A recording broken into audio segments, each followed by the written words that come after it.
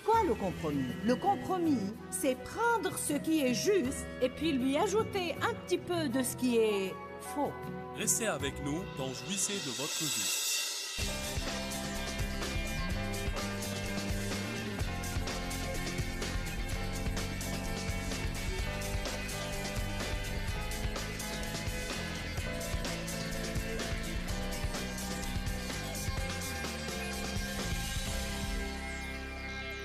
Les petites choses font une grande différence dans notre vie. C'est étonnant combien de fois les gens font des compromis car ils pensent que c'est une petite chose qui n'est pas importante. Mais en fait, je crois que les petites choses sont importantes pour Dieu plus que les grandes choses. Écoutez bien, je crois que c'est la façon dont nous traitons les petites choses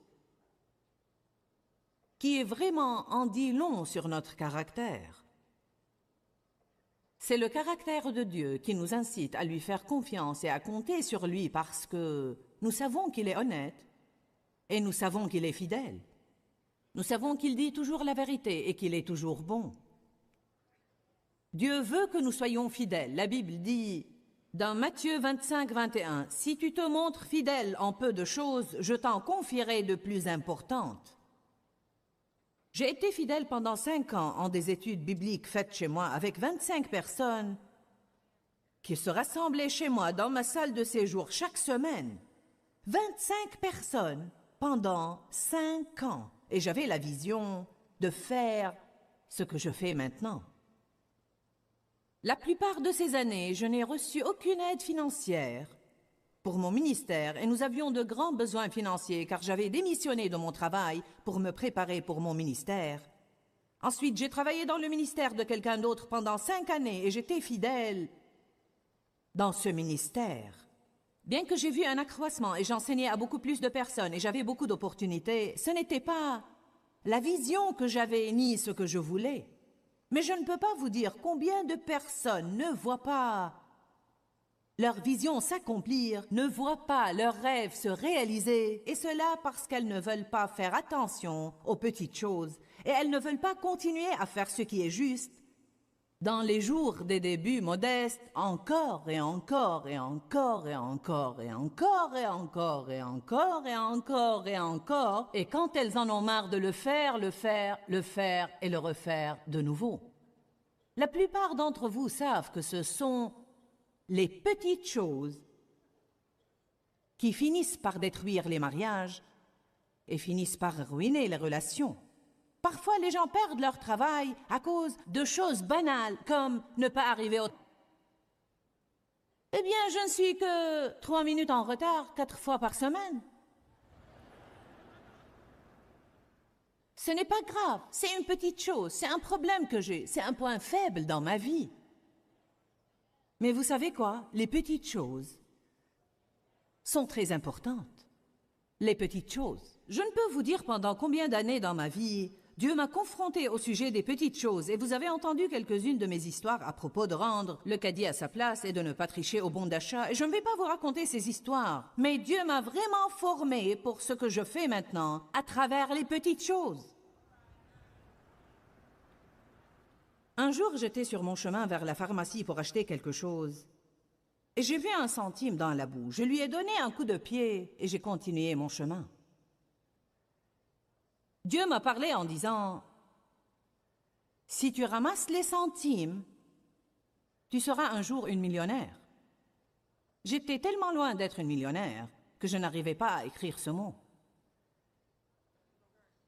Mais j'ai vu un principe. Et c'est que si vous ne faites pas attention aux petites choses, vous ne prospérerez jamais. Certainement, notre ministère a des besoins financiers et la providence divine nous assure des millions et des millions et des millions de dollars tout au long de l'année pour prêcher l'Évangile dans tout le monde. Mais je peux regarder en arrière maintenant et à la condition dans laquelle ma vie était quand Dieu m'a dit ça. Dave et moi, nous ramassons les centimes jusqu'à ce jour-là. Nous creusons dans la boue pour les trouver et les laver. Je ne laisse pas 1 centime jeté par terre. Vous savez ce qui est drôle pour moi? Il est rare que vous trouviez des billets de 5 $.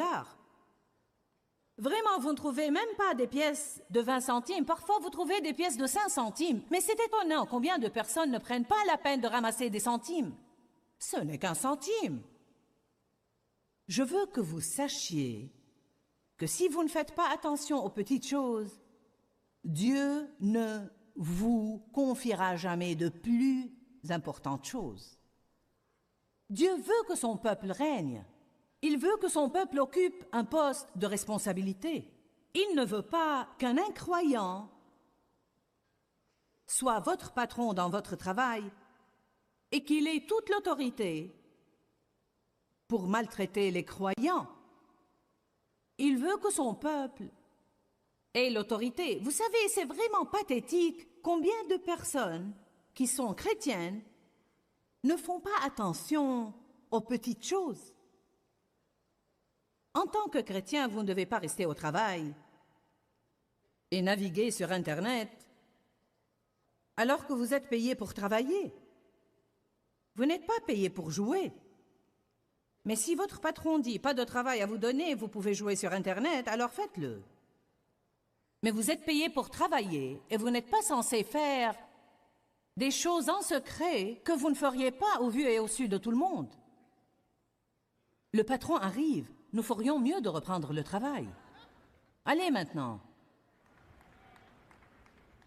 Je pourrais dire plus de choses, mais je voudrais commencer par une histoire. Peut-être que vous l'avez lue, nous l'avons publiée dans notre magazine. Sinon, je veux que vous l'écoutiez bien. Nous parlons du compromis et cette petite histoire est intitulée des Brownies avec une différence. Après la tragédie qui a résulté du manque d'implication des parents dans l'éducation des enfants, beaucoup de parents font de leur mieux pour expliquer à leurs enfants pourquoi il n'est pas acceptable de faire entrer chez eux certains jeux vidéo, musique, films et livres pour les regarder ou écouter.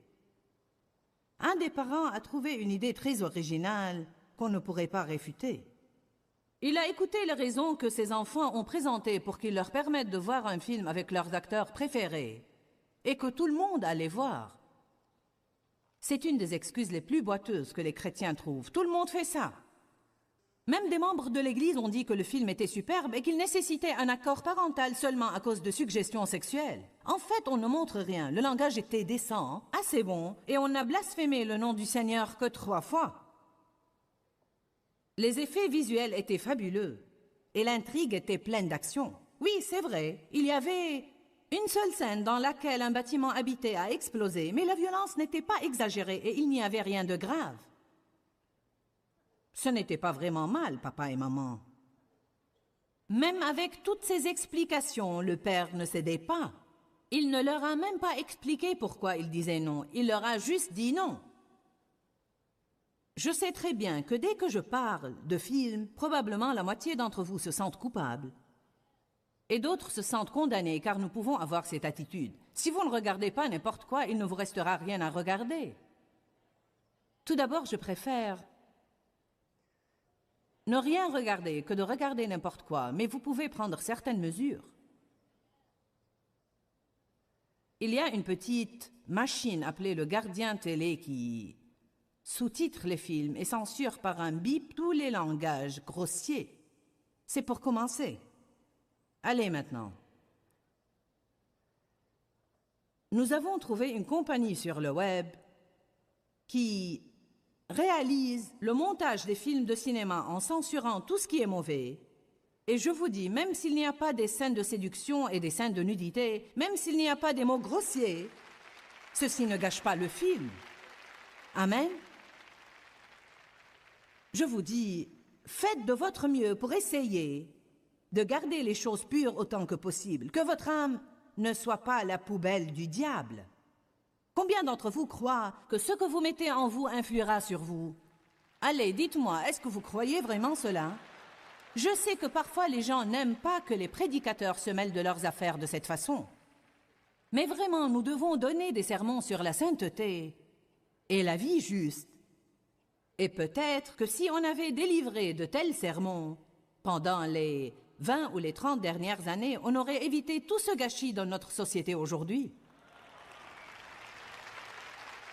Je ne peux pas me tenir là et craindre de vous dire, certaines choses de peur que vous quittiez la salle ou que vous ne reveniez pas. La vérité est que si vous ne voulez pas entendre parler de la sainteté ou la justice, alors probablement que vous n'êtes pas prêt à entendre parler de Dieu. Alors vous pouvez être des pécheurs à plein temps jusqu'à ce que vous soyez prêts à vivre pour Dieu, parce qu'il n'aime pas le compromis, le mélange et la chrétienté édulcorée, ou que nous pensions que les autocollants et le pin Jésus peuvent nous mener au ciel. Que vous applaudissiez ou non, j'ai raison, amen.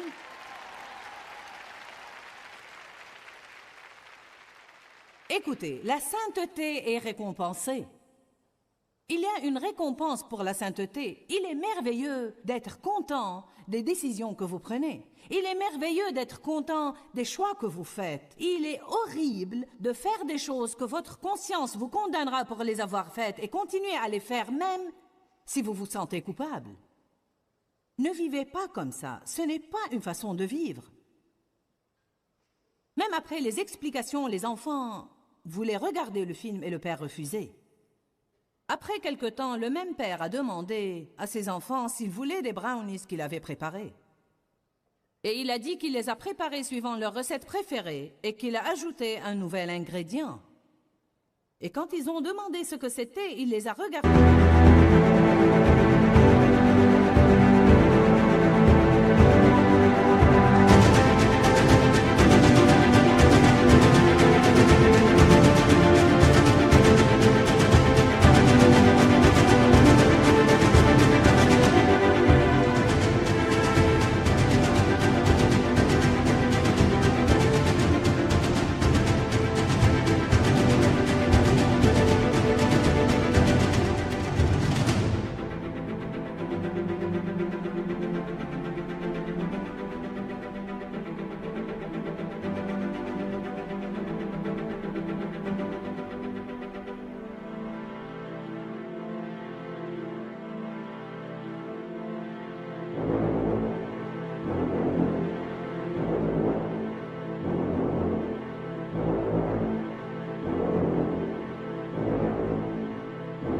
Et répondu qu'il avait ajouté un ingrédient spécial, un peu de crotte de chien. Je n'ai mis qu'une petite quantité. Et tous les autres ingrédients sont gastronomiques. J'ai fait vraiment attention de les cuire à une température précise et pendant une durée exacte. Je suis sûre que ces brownies vont être super. Même après qu'il leur a expliqué tout ça, les enfants ne voulaient pas prendre même une bouchée. Le père a fait semblant qu'il a été surpris. Il n'y a qu'un seul ingrédient qui pourrait être un problème et il se trouve en petite quantité. Vous ne le remarquerez même pas. Il ne vous dérangera même pas parce qu'il existe en petite quantité. Je ne crois même pas que vous en sentirez le goût parce que j'en ai mis à peine. Malgré ces explications données par le père, les enfants étaient toujours résolus et ont dit « Nous n'allons pas manger les brownies ». Alors, il leur a expliqué que les films qu'ils voulaient regarder étaient tout comme les brownies. Le péché entre dans nos vies et nos pensées en nous faisant croire qu'un peu de mal ne nuira pas à nos vies. Avec les brownies, un tout petit ingrédient change tout en faisant d'une brownie délicieuse un produit inacceptable. Il a dit, même si les gens nous font croire qu'il est acceptable que les adultes et les jeunes adolescents regardent de tels films, la vérité est tout à fait le contraire. Et depuis, quand ces enfants voulaient faire quelque chose ou regarder quelque chose d'inacceptable, le père leur demandait s'ils voulaient avoir une fournée de ces brownies.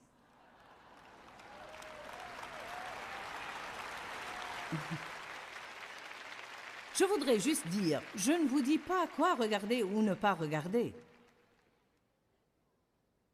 Chacun a ses propres convictions à cet égard, mais je vous dis le suivant. Ne péchez pas contre votre conscience pour qui que ce soit, ni pour faire partie d'un groupe, ni parce que vous connaissez d'autres personnes qui le font. Menez une vie sans compromis. C'est quoi le compromis? Le compromis veut dire savoir ce qui est juste et décider consciemment de baisser un peu la barre de ce que vous savez est juste. C'est quoi le compromis? Le compromis, c'est prendre ce qui est juste et puis lui ajouter un petit peu de ce qui est faux. Si j'avais un gallon d'eau ici et je lui ajoute une seule goutte de poison, dites-moi combien d'entre vous ne voudraient plus boire de cette eau? De plus, nous compromettons quand nous écoutons les commérages. Non seulement quand nous faisons des commérages, mais aussi quand nous acceptons d'écouter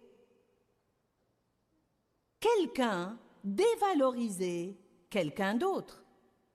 Vous savez ce que je crois? Je crois qu'en tant que croyants, nous devons nous défendre les uns les autres. Nous devons entendre plus de... Vous savez quoi? Je ne crois pas ça à propos de Joyce.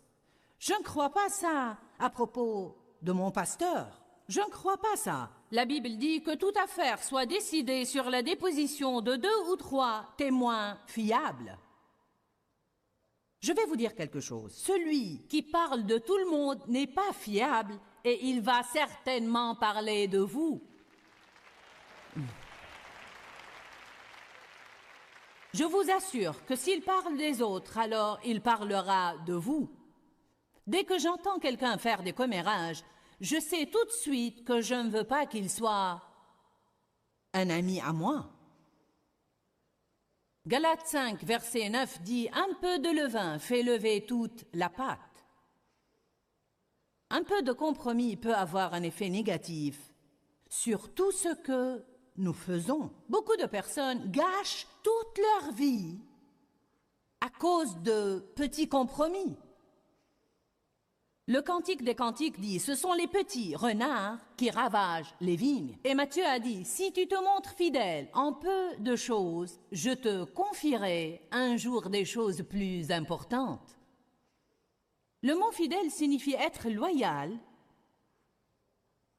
et être ferme en tenant aux promesses et aux décisions que vous avez faites, remplir toutes vos fonctions, être consciencieux, fidèle à toutes les normes, avoir une adhésion inébranlable aux personnes, aux choses et aux engagements.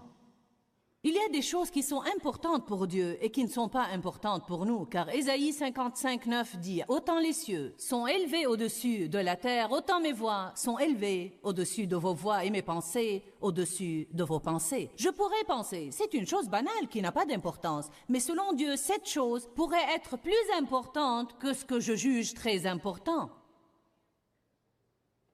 Alléluia. Dans Matthieu 16, Jésus a dit à ses disciples de se méfier du levain des pharisiens. Que leur disait-il? Je vous dis la vérité. Tous ces pharisiens vous donnent de faux enseignements. Si vous restez là à écouter passivement ce qu'ils disent, ceci polluera votre foi. Que veut faire le diable? Il veut nous neutraliser. Il veut mettre tellement de choses négatives dans notre vie que les choses positives que nous apprenons ne nous feront aucun bien. Il veut nous réduire à zéro en neutralisant le positif par le négatif. Mais Dieu veut que nous soyons purs. Qui verra Dieu? Celui qui a le cœur pur. Qui verra Dieu? Celui qui a les mains innocentes et le cœur pur. Dieu ne veut pas un mélange. Les Israélites sont sortis de l'esclavage et ils avaient une multitude de races et de peuples avec eux. Et chaque fois qu'ils faisaient face à un problème, ils consultaient ces incroyants et ils voulaient en fin de compte retourner en Égypte. Vous feriez mieux de faire attention qui vous fréquentez et il en est de même pour moi. Parce que les gens ont une grande influence sur notre vie, sur notre foi, notre attitude, ce que nous disons et ce que nous pensons. Amen. Allez à Galates 2, 11.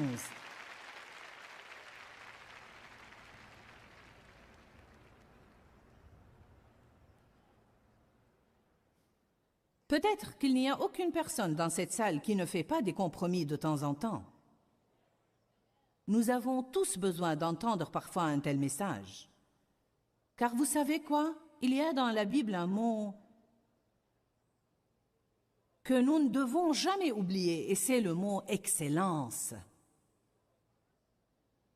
Nous servons un Dieu excellent et il veut que nous soyons un peuple excellent.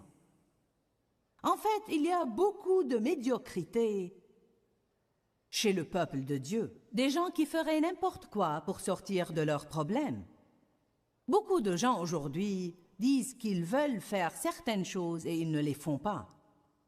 Beaucoup de gens aujourd'hui vont d'une église à une autre et ils ne veulent pas s'engager dans une seule église.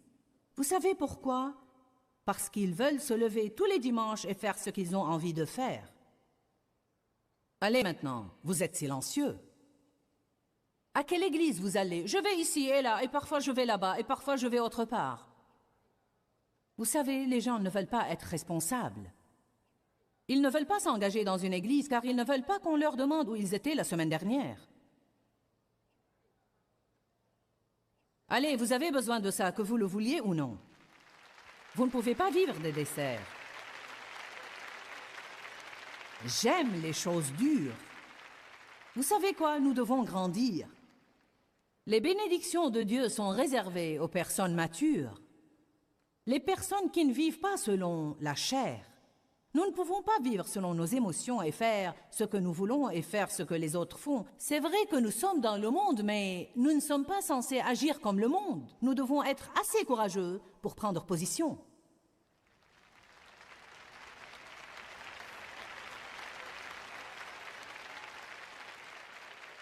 Galates 2:11.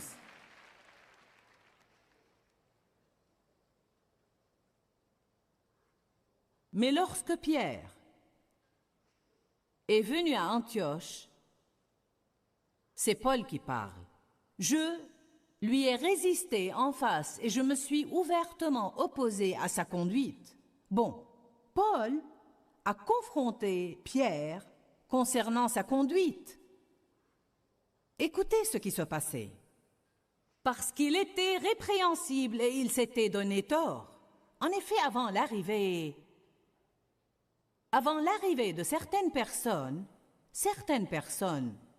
de l'entourage de Jacques, il prenait ses repas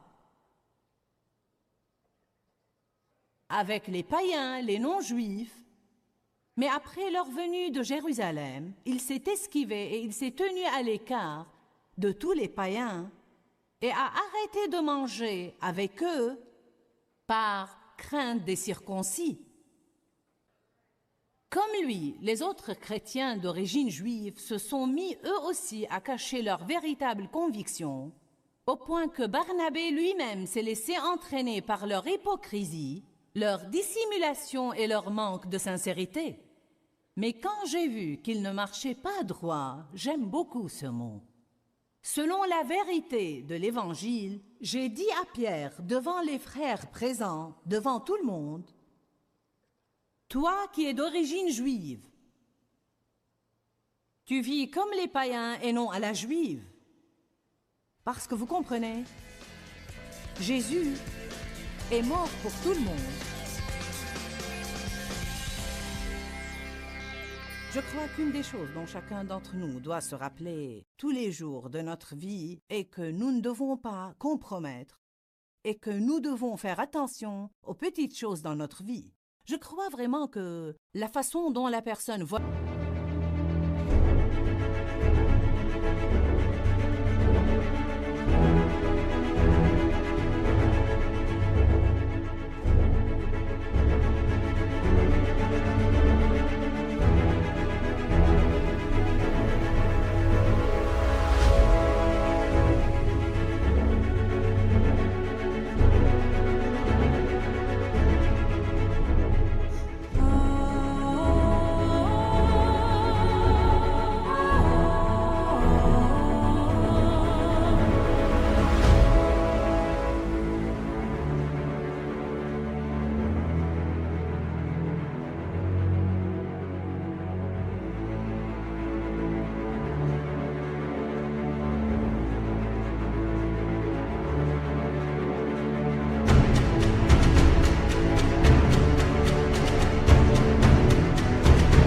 les petites choses en dit long sur son caractère.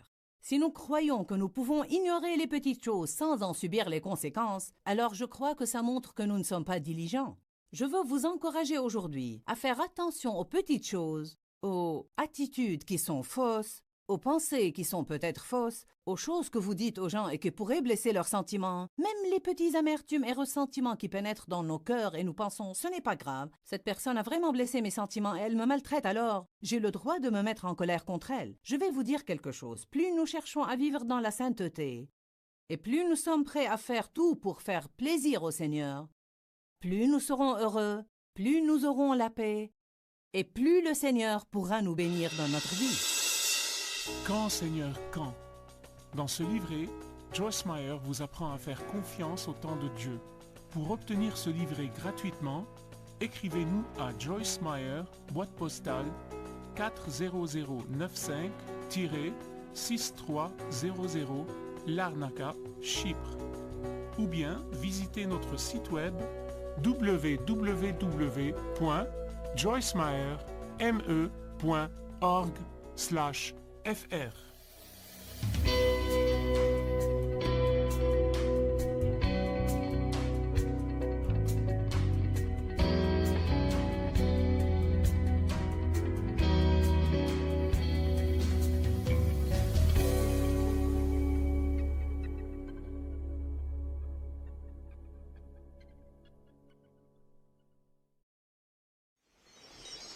Qui voudrait décider ce soir même? Ça suffit. J'en ai marre de la médiocrité. J'en ai marre du compromis. J'en ai marre du manque de rigueur. Je m'en fous ou peu importe si je perds tous mes amis. J'ai décidé d'être excellent et je vais glorifier Dieu dans ma vie. Restez avec nous dans Jouissez de votre vie.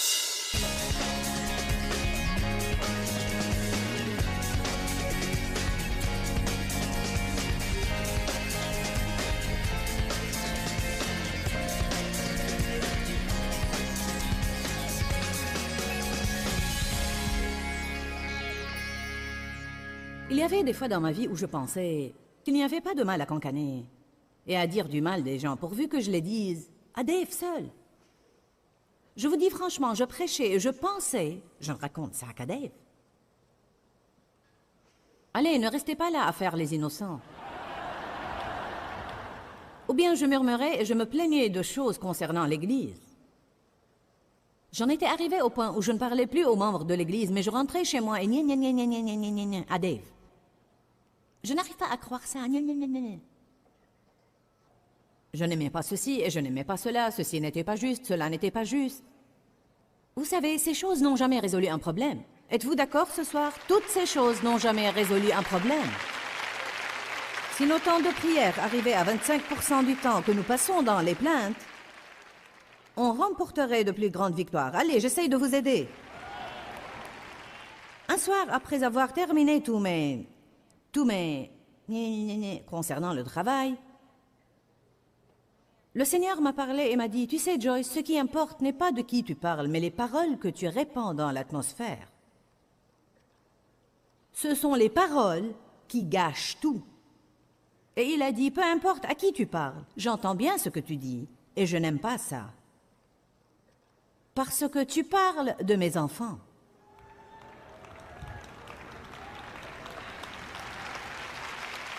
Vous n'êtes pas enthousiasmé, mais vous applaudissez au moins.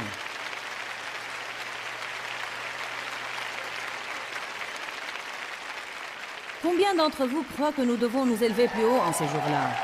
Combien d'entre vous croient que nous devons donner l'exemple à tout le monde?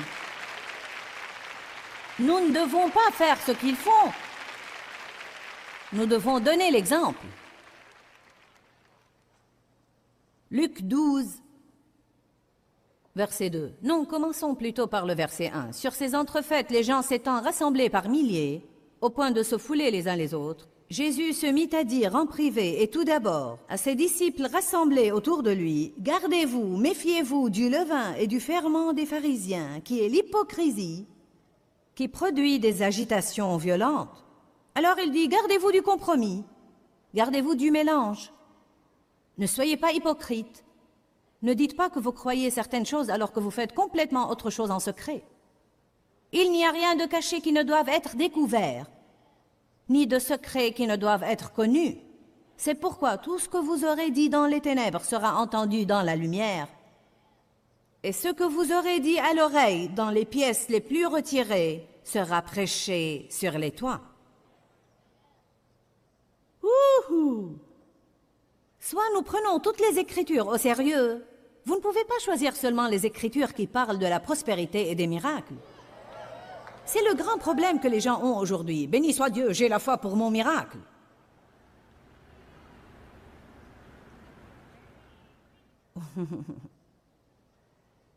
Ou bien, oui, Dieu nous pardonne nos péchés, oui, nous pouvons nous repentir. Mais vous ne pouvez pas pécher exprès en pensant « je peux me repentir plus tard ».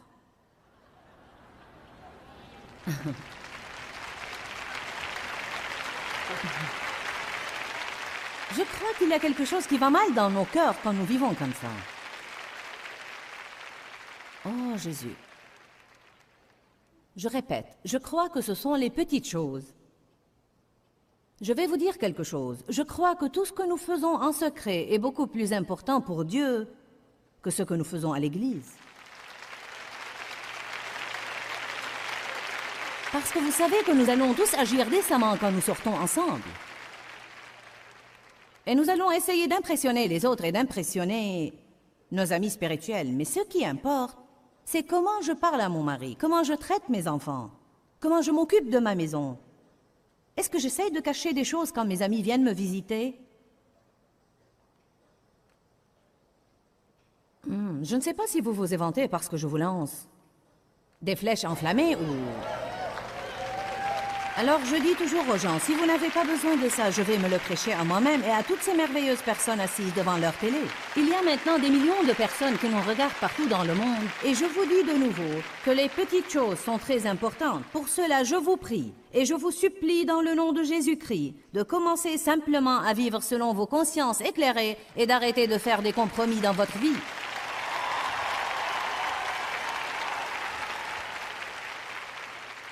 Je veux vous dire ce que mon cœur désire, et je n'essaie pas d'être super spirituel, mais quand j'ai prié cet après-midi, j'ai dit, Seigneur, je veux voir beaucoup de gens t'aimer.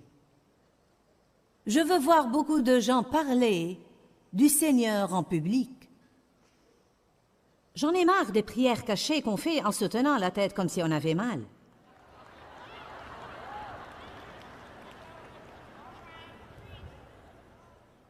Où est le mal à prier les yeux baissés avant de manger? Vous n'avez pas à prier à haute voix pendant 10 minutes avant de manger et de vous faire passer pour des idiots. Mais nous ne devons vraiment pas prétendre non plus.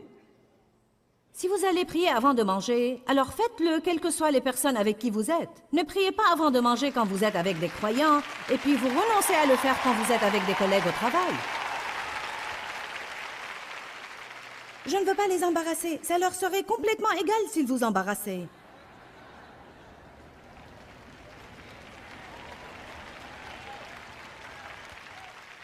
Je vous dis que le Seigneur cherche des hommes et des femmes, des garçons et des filles, des jeunes et des vieux, qui se lèveront aujourd'hui et trouveront le courage d'être différents.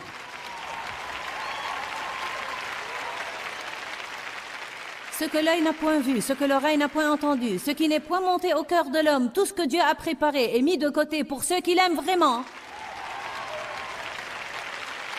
et lui obéissent promptement, sans se soucier de ce que les gens pensent. Nous devons surmonter cette maladie de plaire aux hommes.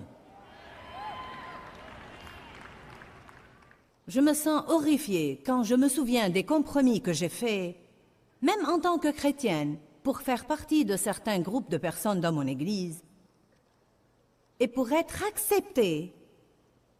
Surtout quand je me souviens de la façon dont ils m'ont traité et comment ils ont agi quand Dieu a touché ma vie dans les années 70 et quand je voulais vraiment marcher avec lui.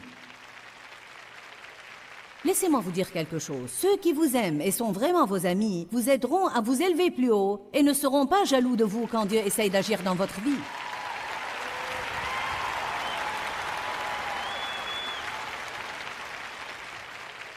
Je vais vous dire de quoi je suis affamée. Je veux voir de l'excellence.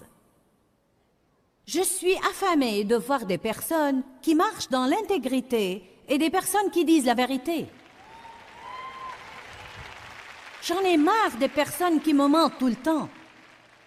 Je vous ai dit qui me mentent. Les gens mentent. Ils vous regardent droit dans les yeux et vous mentent. Comment pouvez-vous faire confiance à un menteur? Nous devons dire la vérité. Je ne sais pas si vous le savez ou non, mais l'Apocalypse dit que tous les menteurs vont être jetés dans les temps ardents de feu. Bien, et la grâce? Oui, le Seigneur est miséricordieux, et il est bon, et il nous pardonne nos péchés. Mais il y a quelque chose qui va mal chez la personne qui commet des péchés exprès, tout en croyant que la grâce de Dieu va la couvrir. Nous avons un problème dans nos cœurs quand nous faisons ça. Vous savez pourquoi? Parce que 1 Jean chapitre 3, verset 9, dit que quand une personne est vraiment née de nouveau, la graine, la semence de Dieu, vient vivre en elle et elle ne peut pas habituellement et intentionnellement pratiquer le péché. Parce qu'elle a une nouvelle nature. Quand vous êtes né de nouveau, vous recevez une nouvelle nature. Non seulement vous allez à l'église et vous mettez des autocollants, mais aussi vous recevez une nouvelle nature. La nature de Dieu vient habiter à l'intérieur de vous et vous ne voudrez plus agir n'importe comment.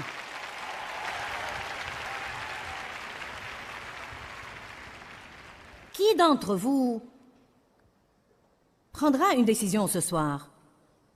Qui voudrait décider ce soir même? Ça suffit, j'en ai marre de la médiocrité, j'en ai marre du compromis, j'en ai marre du manque de rigueur, je m'en fous ou peu importe si je perds tous mes amis, j'ai décidé d'être excellent et je vais glorifier Dieu dans ma vie.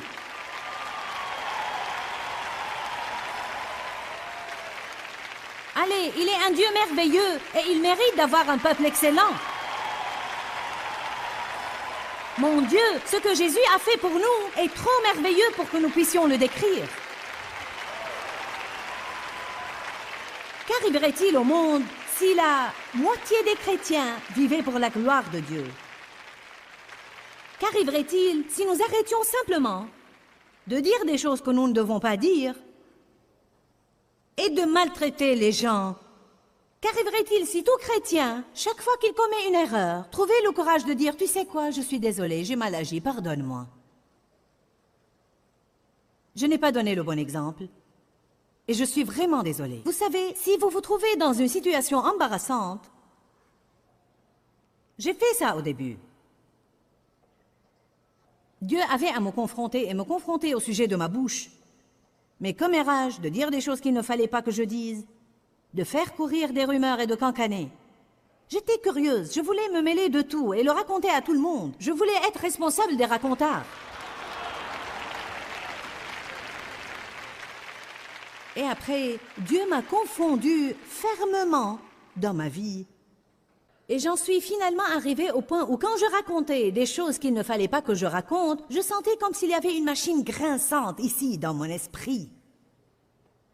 Vous savez comment le Saint-Esprit vous étrangle à l'intérieur et c'est comme « Je te dis, tais-toi ». Car vous avez dit à Dieu que vous vouliez que sa volonté soit faite dans votre vie. Alors, si vous avez invité le châtiment de Dieu et si vous avez invité la condamnation du Saint-Esprit, alors mettez votre ceinture et préparez-vous parce qu'il veut retrouver une église sans tache ni ride. Est-ce que quelqu'un oserait prendre cette décision ce soir? Est-ce que quelqu'un oserait être comme Daniel? Daniel avait pris un engagement alimentaire avec Dieu. Il avait fait à Dieu des promesses concernant son appétit. Et quand il est rentré au service du roi et on lui a dit « Tu vas manger ces aliments », il n'a pas dit « Ah, je n'y peux rien, je vais en subir les conséquences si je ne fais pas ce qu'ils veulent ». Alors il a pris un risque et a demandé la permission de manger seulement ces végétaux et les aliments qu'il s'était engagé à manger. Et il a dit « Je vais vous prouver que mon Dieu va me garder plus sain que tous les autres ». Ne croyez-vous pas qu'il y avait certainement des personnes qui parlaient de lui « Oh, Daniel veut toujours faire le saint ». Daniel s'était engagé auprès de Dieu de prier 3 fois par jour en gardant les fenêtres ouvertes. Un édit royal a été publié portant que quiconque priera à quelque dieu excepté au roi sera jeté dans la fosse aux lions. Et la Bible dit que Daniel est rentré dans sa chambre comme il le faisait auparavant. Il a ouvert les fenêtres comme il avait l'habitude de faire, puis il s'est mis à genoux et il a prié. Il n'a même pas gardé les fenêtres fermées pour qu'on ne l'entende pas. Il les a ouvertes. Et il a dit, je fais une promesse à Dieu, jetez-moi là où vous voulez, mais je vais rester fidèle à Dieu. Il a été jeté dans la fosse aux lions. Et nous connaissons tous l'histoire. Il y avait quelqu'un d'autre avec lui. Amen. Shadrach, Meshach et Abednego ont été jetés dans la fournaise ardente, mais il y avait un quatrième homme avec eux dans la fournaise, et à leur sortie, l'odeur du feu ne les avait pas atteints.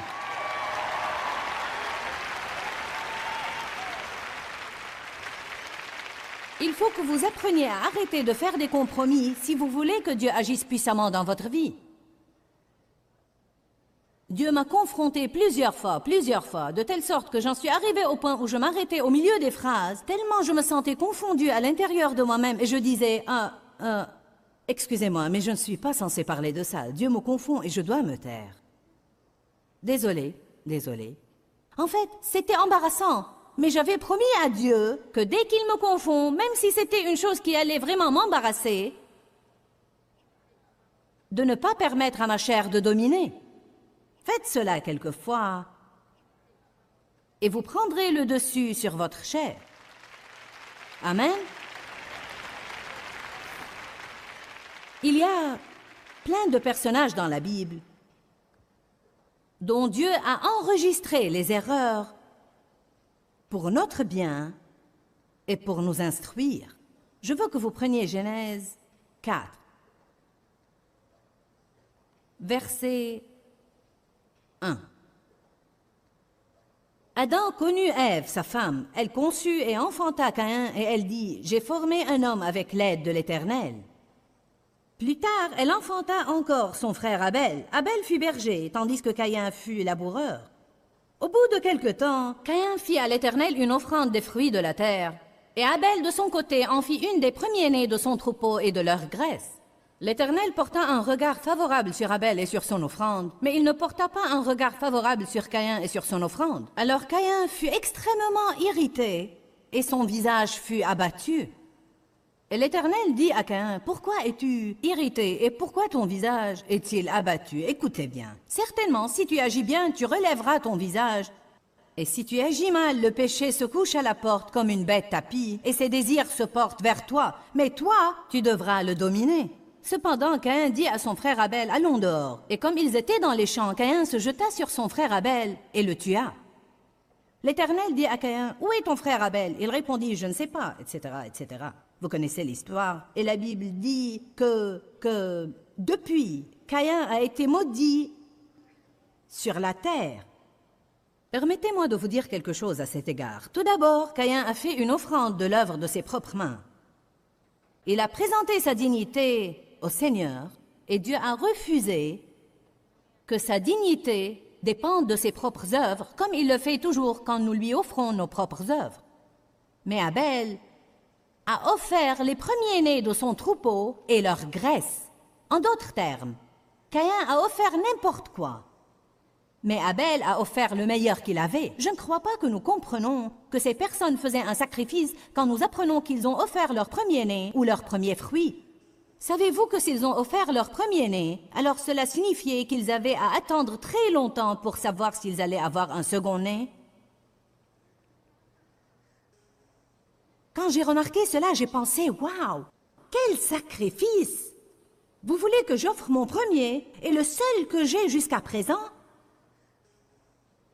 Anne avait longtemps prié pour avoir un bébé. Elle ne se trouvait pas enceinte. Et elle a dit au Seigneur, si tu me donnes un enfant, je te le consacrerai. Et Dieu lui a donné un bébé. Je me demande combien il lui était difficile de prendre Samuel et de le sacrifier au Seigneur. Je me demande combien elle était tentée de compromettre. Mais elle a tenu à sa promesse et elle a sacrifié son fils au Seigneur et il est devenu un grand prophète. Et vous savez quoi? Anne, qui était stérile, après avoir tenu à sa promesse au Seigneur, a eu 3 autres enfants. Pas un seul ni 2, mais 3 autres enfants. Vous savez pourquoi? Parce que Dieu est fidèle aux fidèles. Alors, quand les gens donnent leur premier-né, ou ils donnent la graisse et non pas les troupeaux maigres et les troupeaux malades, ou même ceux qu'ils allaient tuer de toute façon, mais quand ils donnent le meilleur qu'ils ont, Dieu honore ça toujours. C'est pourquoi Dieu a respecté l'offrande d'Abel et non pas celle de Caïn. Caïn avait un problème dans son cœur. Et vous savez quoi? Je crois qu'il avait été jaloux d'Abel toute sa vie. En réalité, Caïn avait 129 ans quand il a tué Abel. Il avait un long temps pour juger, avoir une mauvaise attitude, critiquer et être jaloux. Et Dieu lui avait donné un long temps pour changer d'attitude. Mais au lieu de suivre le bon exemple de son frère, il a compromis. Ensuite, il a déprimé parce que son frère a été béni. La Bible nous dit, ne vous plaignez pas, comme les Israélites ont fait. Et 23 000 d'entre eux sont morts en un seul jour parce qu'ils ont donné accès aux serpents d'entrer dans leur camp et les mordre. Pourquoi? À cause de leurs murmures et leurs plaintes. Murmures et plaintes. Ensuite, la Bible dit, ces choses-là ont eu lieu pour qu'elles vous soient un exemple et un témoignage, afin que vous ne tombiez pas dans le même piège dans lequel ils sont tombés. Alors dans 1 Corinthiens, Dieu a dit, voyez, c'est ce qui arrive quand vous faites cela. Alors ne le faites pas.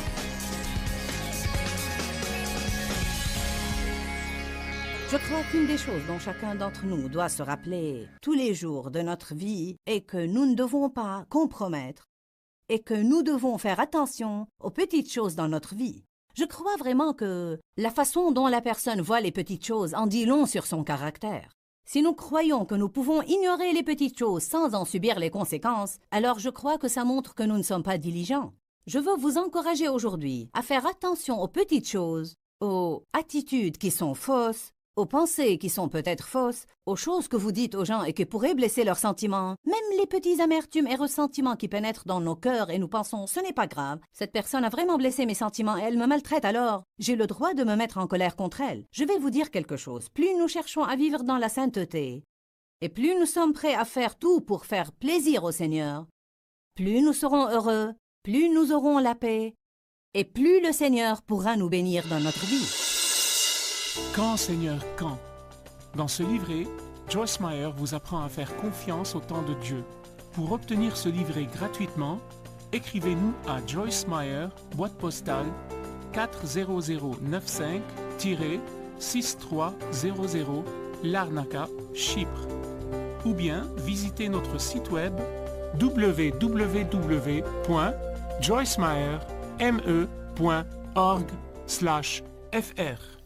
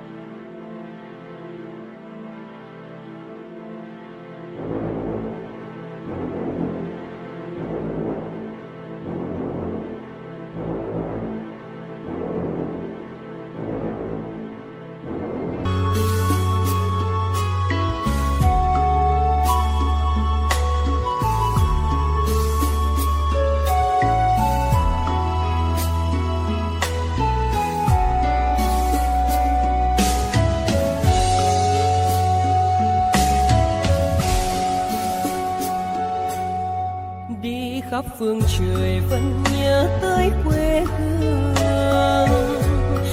Người về đây thăm làng Trù quê mẹ và làng Sen quê cha, xúc động bồi hồi người rơi giọt lệ, thương mái nhà tranh thương đất mẹ nghèo.